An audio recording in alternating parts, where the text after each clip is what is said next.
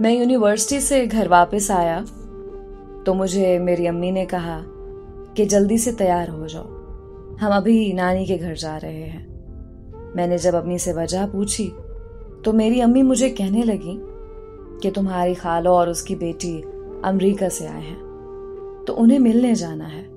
ये सुनकर मैं बहुत खुश हुआ क्योंकि मैंने और मेरी खाला की बेटी ने मैट्रिक तक एक साथ पढ़ाई की थी और तब से मैं उसे शदीद मोहब्बत करता था, लेकिन मैं उससे कभी अपनी मोहब्बत का इजहार नहीं कर पाया था। मैट्रिक करने के बाद वो अपनी अम्मी के साथ अमेरिका चली गई थी तो मेरी उससे कभी मुलाकात या बात नहीं हो पाई थी। इसलिए मैं बहुत खुश था क्योंकि मैं उससे 5 साल बाद मिलने वाला था।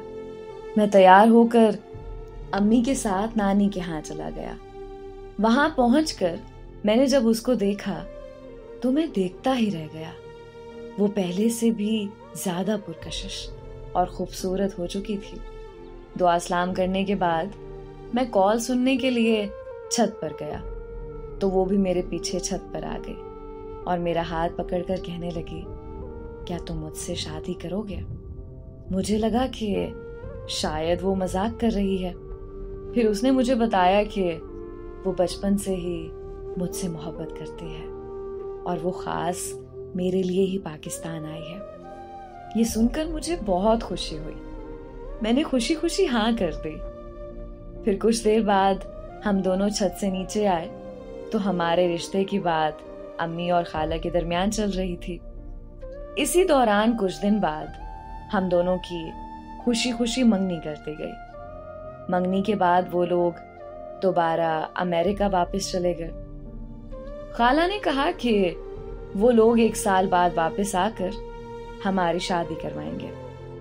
हम दोनों फोन पर दिन रात बातें करने लगे। ऐसे ही बात करते करते 1 साल गुजर गया और वो 1 साल बाद पाकिस्तान वापस आए तो किसी बात पर खाला और अम्मी की आपस में लड़ाई हो गई और मेरी खाला ने रिश्ते से साफ इनकार कर दिया कि वो अपनी बेटी की शादी मुझसे नहीं करवाएंगी और वो सब वापस अमेरिका चले गए। मेरे सारे ख्वाब टूटकर चिकनाचूर हो चुके थे। अमेरिका जाकर उसने मुझे कॉल की और वो रोने लग गई। मैंने उसे दिलासा दिया कि सब ठीक हो जाएगा, तुम फिक्र मत करो। और फिर हम दोनों अम्मी और खाला की सुलह होने का इंतजार करने लगे।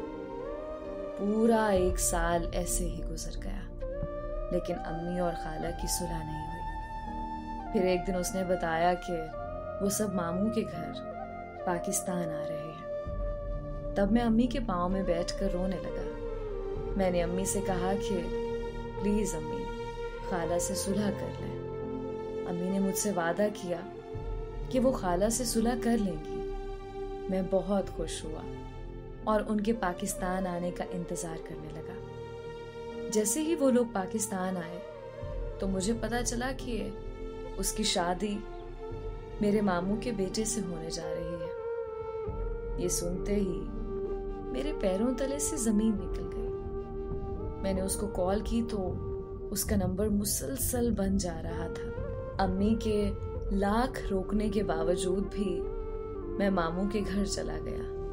वहां मैंने मामू की मिन्नतें की और अपनी खाला के पांव में बैठ गया। लेकिन मेरा दर्द, मेरी तकलीफ किसी ने नहीं समझी, बल्कि मेरे मामू ने मुझे अपने घर से धक्के दे के निकाल दिया। मेरी कजिन वहीं मौजूद थी।